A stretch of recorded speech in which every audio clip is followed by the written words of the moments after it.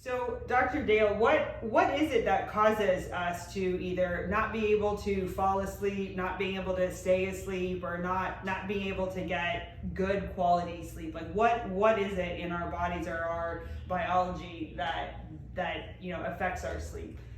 Well, there could be a huge number of things, but generally they kind of crystallize down into a couple standard ones. The biggest being usually anxiety or overstimulation. Anxiety along the lines of worrying too much about what's going to happen the next day, and people will often say they're thinking, and it's hard to hit the off button and go to sleep. Right.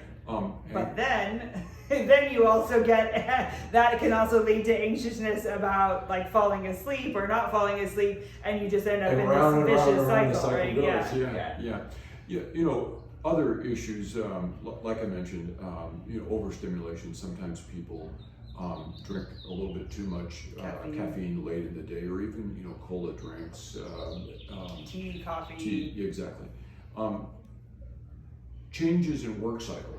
Some people work, they'll be working for a while days, and then they go, evenings or mids or evenings. Night shift. And that can be really tough to kind of get used to that, because our body has kind of a rhythm that we get used to, and when you break that cycle and that rhythm, it's hard.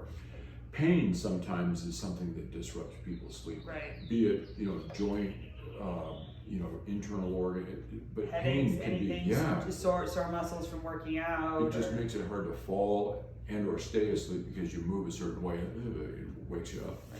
Right. And then there are other medical conditions that sometimes can be disruptive, like a hyperactive thyroid, and those kind of things. Right.